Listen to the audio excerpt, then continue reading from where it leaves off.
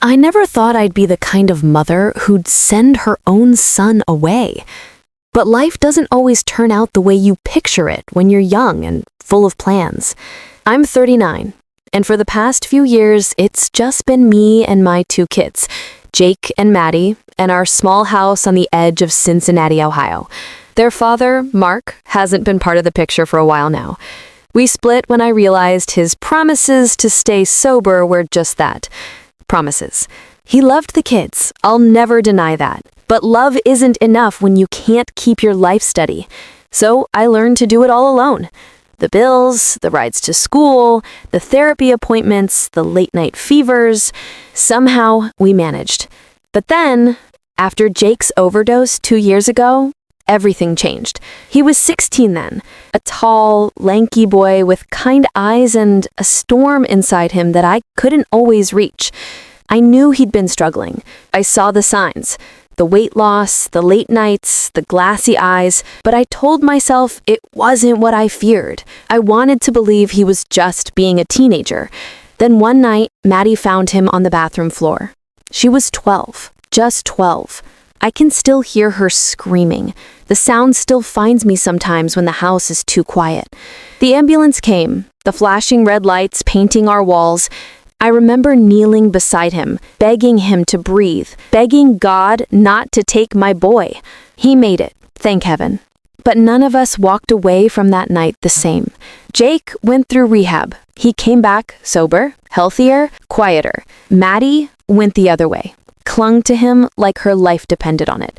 At first, I thought it was sweet. She watched over him like a little guardian angel. She'd check if he'd eaten, text him at school to ask how he was feeling, sit outside the bathroom if he took too long in the shower. It broke my heart, but I told myself it was just trauma, that it would fade with time. But it didn't. It grew. When Jake turned 18 this spring, he decided to live at home while attending a local college. He said he wanted to save money and stay close. I was proud. He was finally focused, responsible, staying clean. I didn't realize then that Maddie had become the center of his world. I started noticing little things first. The way he'd pull her into his lap when they watched TV. The way she'd lean against him, almost melting into his side. The way his hand would rest on her back a second too long. They'd sit together in his room for hours. Door cracked open just enough to make it look okay. I'd hear them laughing, whispering, sometimes crying. One night I heard raised voices, muffled, intense. I went to check. And when I opened the door, Maddie's eyes were red and her shirt was on backward. She said they'd been watching a sad show. My stomach twisted, but I told myself not to jump to conclusions. Still, something wasn't right. Then came the control. Jake started acting more like her father than her brother. He'd question where she was going, who she was meeting, even what she was wearing. When Maddie posted a picture online, just a harmless selfie with friends, Jake lost it. Said she looked too grown. He texted her non-stop, asking who she was with. Once he even called me at work to make sure she really was where she said she'd be. It went from protective to possessive. I tried to talk to him about it. He said he didn't understand, that Maddie needed him. But it wasn't just Maddie who leaned on him. He leaned on her too. Whenever he had a bad day, she'd drop everything to sit by him for hours. If he shut himself in his room, she'd sit outside the door waiting. She started wearing his hoodies every day, his t-shirts to bed. She said his clothes made her feel safe. One night, I found her sleeping in his bed while he was at a friend's house. She looked so small, curled up on his pillow. I stood there, heart aching, torn between fear and pity. When I tried to talk to her, she got defensive. You don't understand. He needs me. If I'm not there, he could relapse. Those words broke me. I realized she wasn't just scared of losing her brother. She believed she was responsible for keeping him alive. And Jake, maybe without meaning to, let her believe that. Then came the morning that changed everything. It was Sunday. Maddie was getting ready to go to the movies with her best friend Leela. She came downstairs wearing jeans and a short hoodie. Cute, modest, perfectly normal. Jake was in the kitchen pouring coffee. He froze when he saw her. "You're not wearing that," he said. She laughed. thinking he was joking, but his face was stone. "You look too grown. Guys are gonna stare." "Jake, it's just a hoodie. It's not appropriate," he snapped. "Go change." I stepped in.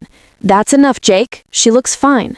He turned to me, angry. "You don't care what people think? She's just a kid, and you're not her dad," I said. He slammed his cup down, coffee splashing over the counter. "You don't get it. You never get it." Maddie started crying. He stormed out and didn't come back until late that night. That was the moment I knew something had to change. The next morning, when the house was quiet, I told him we needed to talk. I sat him down at the kitchen table. The smell of last night's coffee still hung in the air. "I think you should stay with Grandma for a while," I said softly, "just until things settle." His eyes narrowed. "What? Why?" "You and Maddie are too close," I said. "You both need space. She's still a kid, Jake. She needs to live her life without worrying about you every second." He stared at me like I'd slapped him. "You think there's something wrong with me and Maddie? I think you both love each other too much in the wrong way." He laughed, a hard, bitter sound. "That's disgusting, Mom. How could you even say that?" "Then prove me wrong," I whispered.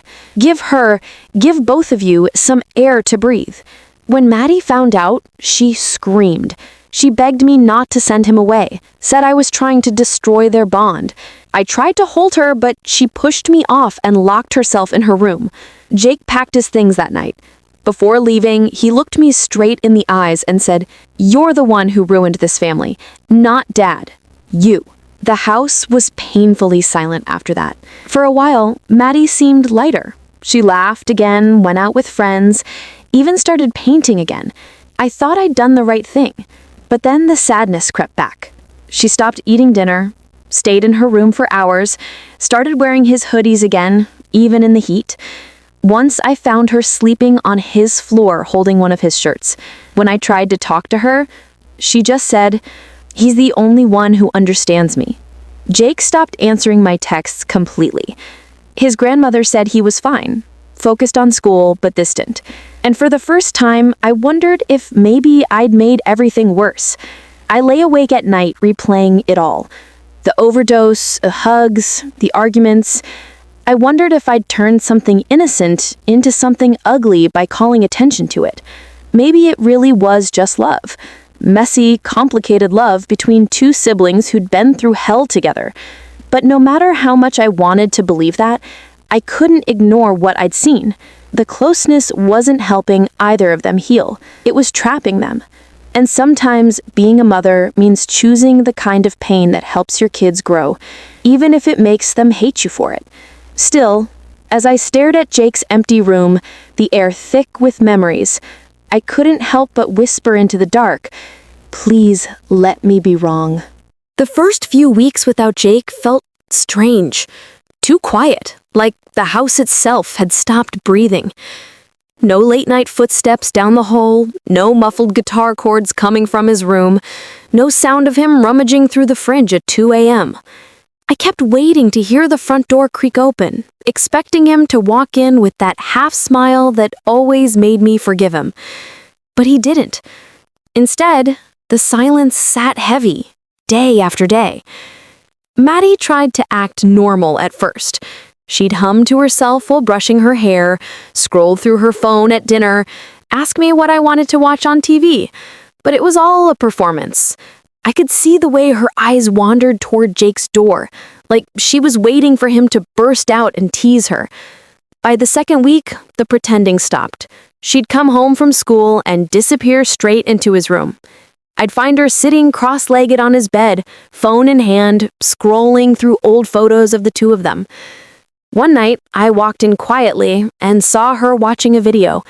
Jake laughing, his arm around her, the two of them making silly faces at the camera. Her eyes were wet, her lips trembling. I didn't say anything. I just stood there for a moment, then closed the door gently. She started skipping meals. The light in her eyes dimmed. When I tried to talk, she'd shut down completely. The more space I gave her, the more she seemed to disappear into herself. I thought about calling Jake or his grandmother 100 times. I wanted to tell him to visit, to talk to her, to fix this wall that had grown between us. But every time I typed the message, my thumb hovered over the send button and stopped. Because I didn't trust myself. I didn't know if calling him back would help or just reopen wounds I wasn't sure had healed. It was around that time I started getting calls from the school counselor. Maddie had been crying during lunch, failing assignments, zoning out in class. She told one of her teachers she missed her brother so much it hurt to breathe. That night, I sat her down in the kitchen. The house was dim, except for the soft yellow glow from the ceiling light. She looked so small across the table, her hair hanging loose around her shoulders. "Honey," I said, "you've got to talk to me." She stared at her hands, silent. "I miss him," she whispered finally. "I know you do, but this isn't forever." She shook her head. "You don't get it. He's not okay without me." "And what about you, sweetheart? Are you okay without him?" She didn't answer. Her shoulders trembled, and then she got up and ran to her room. That night, I couldn't sleep. I kept thinking about what she'd said. "He's not okay without me." It sounded less like a sister missing her brother, and more like someone who believed she was the only thing keeping him alive. I knew that kind of bond wasn't healthy, but part of me also wondered if I'd made things worse by tearing them apart without helping them untangle the mess between them first. Then, about 3 weeks later, Jake finally called. It was late, close to midnight. His name flashing across my screen made my heart jump. I answered right away. "Mom? Jake. Oh my God, are you okay?" "Yeah, I'm fine. I just wanted to check on Maddie. She's not answering my texts." "She's been sad," I said carefully. "Missing you." There was a long pause. "You think I shouldn't talk to her, don't you?" I didn't answer right away. I could feel my throat tightening.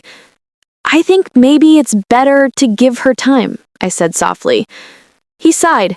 "You always think distance fixes everything." "It doesn't," I said.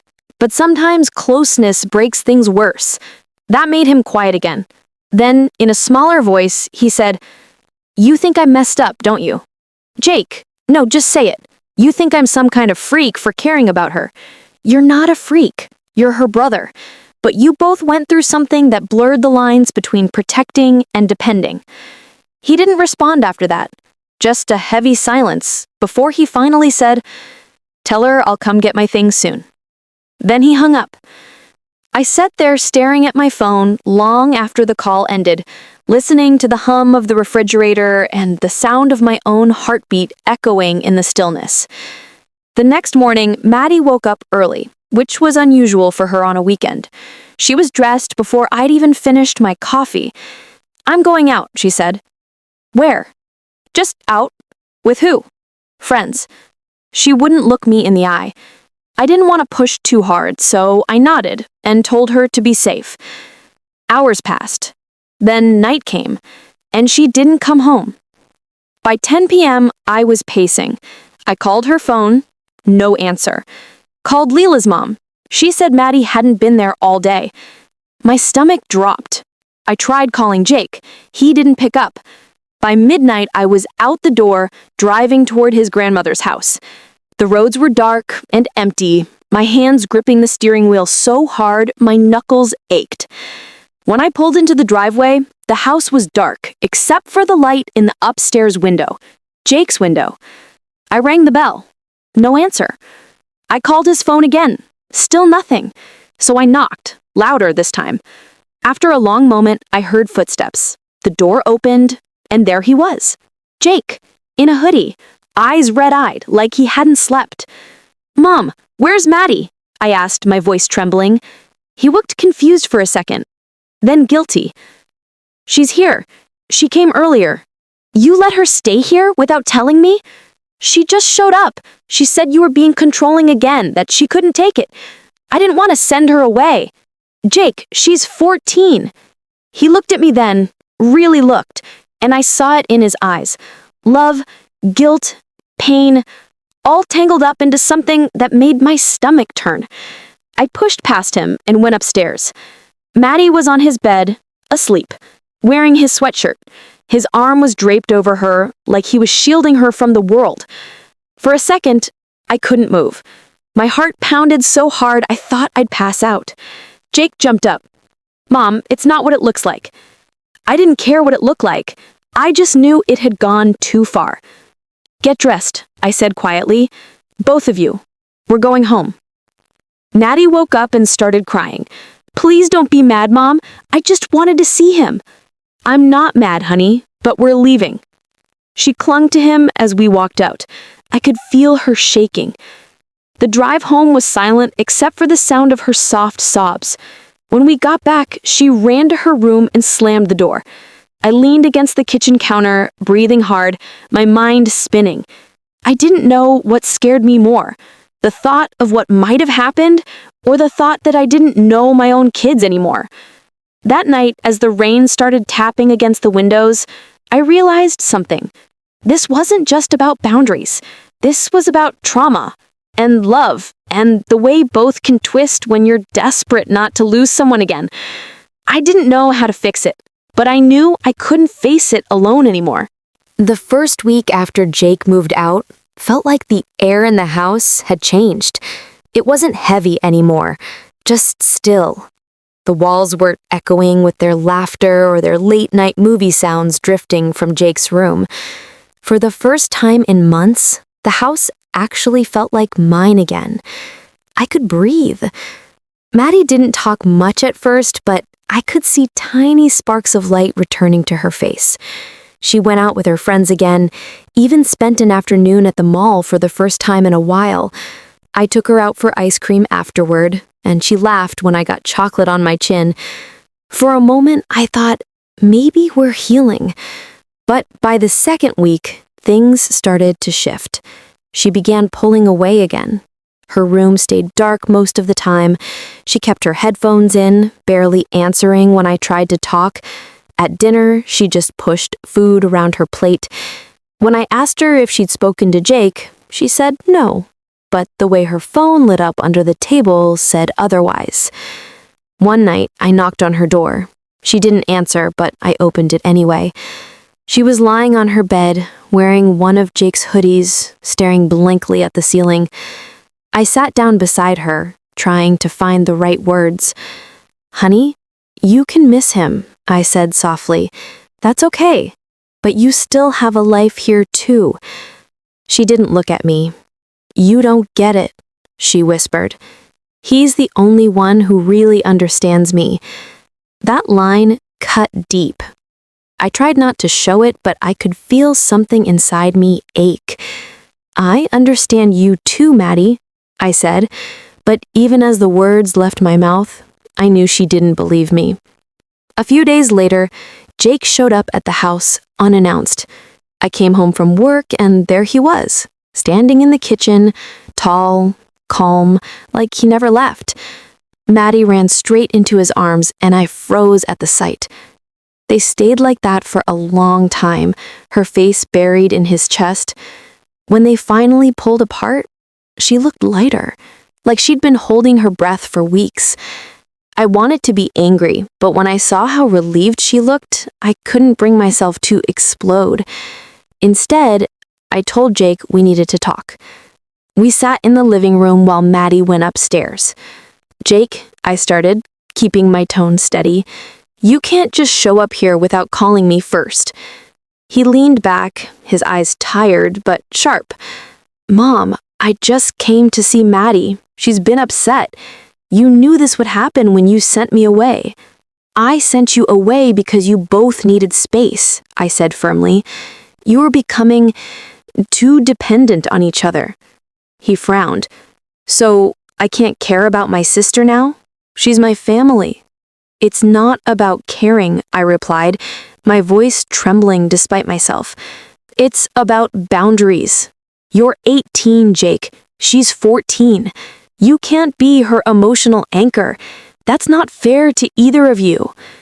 Jake's eyes softened for a moment, then hardened again.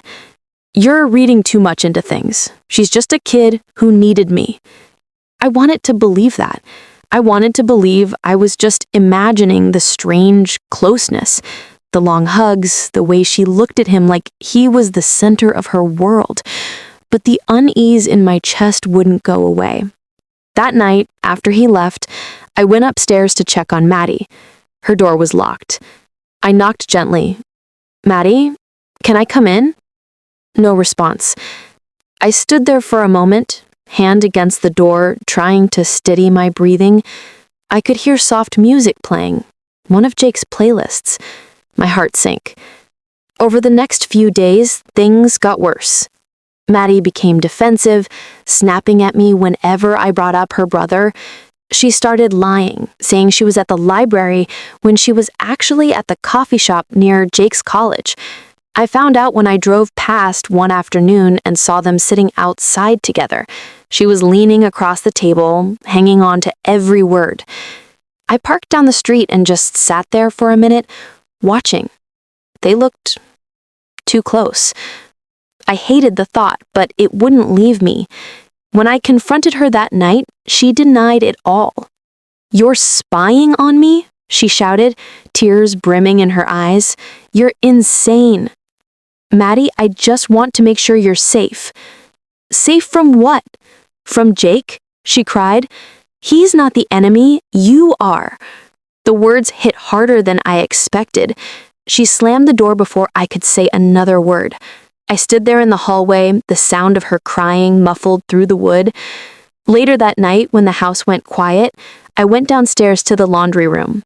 On the top of the dryer was one of Jake's hoodies, Maddie's favorite. I picked it up and pressed it to my chest. It still smelled faintly like his cologne. I wanted to believe everything was innocent, that they were just close siblings trying to heal from a traumatic past. But the mother in me, the one who'd seen addiction, grief, and boundaries blur before, knew something wasn't right.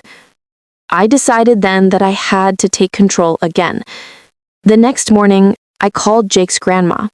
"He can't just drop by anymore," I said, trying to keep my voice from shaking. Not without letting me know first. There was a pause on the other end. Then she sighed. "I understand, dear, but you know Jake. He doesn't handle separation well. He feels like you don't trust him." "I do trust him," I lied, "but I need to protect Maddie too." That night, I found Maddie crying in her room again. She looked at me with red, swollen eyes. "You're trying to erase him from my life," she said, bitterly. "You just don't understand what we've been through." And maybe she was right. Maybe I didn't, because deep down, I wasn't sure if I was protecting her from Jake or from the ghost of something darker that was slowly forming between them. I didn't sleep that night. Every creak of the house made me think of the past. The night Maddie found Jake unconscious on the bathroom floor, the ambulance lights flashing against our walls, her screaming his name while I tried to keep him alive. That moment bound them in a way I couldn't undo. But I also knew I couldn't ignore it anymore. Something had to change. The next morning, I called a family therapist. I didn't care how angry they'd both be. I couldn't keep pretending everything was fine. And yet, even as I made the appointment, I couldn't shake the feeling that something had already slipped too far out of my control. The family therapist's office was warm and quiet, with a little fountain trickling in the corner and a bowl of mints on the table. Maddie sat beside me, arms crossed, glaring at the floor. She hadn't wanted to come. Jake hadn't either, but I insisted that if we were ever going to move forward, we all had to talk, together. When Jake arrived, he barely looked at me. He hugged Maddie first, long and tight, before sitting down across from me. I tried not to show how much it stung. The therapist, a woman named Dr. Ellison, spoke softly, like she'd seen this kind of tension 1,000 times before. "It sounds like there's been a lot of pain in your family," she said. "Let's try to understand what's really happening here." For a long time, no one spoke. The silence pressed against my chest until I finally said, I just want things to feel normal again. I want my kids to be okay. Maddie scoffed under her breath. We were okay until you sent him away. Jake looked at her, then at me. You made her miserable, he said. You think I'm the problem, but all I've done is try to be there for her when no one else was. I've been there, I said, my voice shaking. I've done everything I can, but Jake, you can't be her everything. She needs to learn how to stand on her own again. He leaned forward, eyes cold but glistening. You don't get it, Mom. You weren't there that night. You didn't see what she saw. The room went still. Maddie's eyes dropped to her lap. I was dying, Jake continued quietly, and she found me. She stayed with me until the ambulance came. She thought I was gone. You don't understand what that does to someone. I swallowed hard, my throat tight. I know it was hard, for both of you, but clinging to each other like this, it's not helping either of you heal. Maddie's voice was barely a whisper. He's the only one who makes me feel safe. And that's exactly why this has to change, Dr. Ellison said gently. Maddie, safety is important, but sometimes the people who feel safest are the ones who keep us from growing. It doesn't mean they're bad, it just means it's time to learn new ways to feel strong. Maddie's eyes filled with tears. She didn't speak again for the rest of the session. Afterward, we all walked out to the parking lot in silence. The sun was low, and the wind felt cold. Maddie turned to Jake and hugged him one last time before getting in the car. He looked at me, tired and angry. You think this is going to fix everything? I don't know, I admitted, but I know we can't go back to how things were. He didn't say goodbye. He just walked away. That night, Maddie barely spoke a word to me. She went straight to her room, shut the door, and didn't come out until the next morning. Days passed, then weeks. Slowly, she started coming out of her shell again. She joined the school art club, started going to the park with friends after school. The distance hurt, but I knew it was healthy. Jake called less and less, though I heard from his grandma that he was doing well at college, focusing on his classes, staying sober. Sometimes when he did text, it was short, just updates, no warmth. But I took what I could get. One Saturday afternoon, Maddie came downstairs with a small box in her hands. She set it on the table. Inside were all of Jake's hoodies and t-shirts she used to wear. I think I'm ready, she said quietly. I smiled through tears I didn't expect. I'm proud of you. She nodded, eyes glassy but steady. I still miss him, but I think I can be okay now. We packed the clothes up together, folding them neatly, and drove them to Jake's grandma's house. He wasn't there, but we left them on the porch. On the drive home, Maddie leaned her head against the window, the sun painting her face gold. Mom, she said softly, do you think he'll ever forgive you? I hesitated. I think he will, one day. Maybe not soon, but one day. She smiled faintly. Then maybe I will too. Something in my chest loosened. For the first time in months, I felt hope. That night, when I went to bed, the house was quiet again, but it wasn't the heavy silence from before. It was peaceful. Maddie was asleep, her light still on, sketchbook open beside her. I watched her for a moment, remembering the little girl who used to crawl into my bed after nightmares. Now she was growing up, healing. Before I turned off her light, I saw what she'd drawn on the page. It was a sketch of a family. 3 figures, standing side by side, holding hands. The middle one smaller. Above them, in tiny handwriting, she'd written, "Still a family." I closed the sketchbook, turned off the light, and whispered into the dark, "Yes, we still are."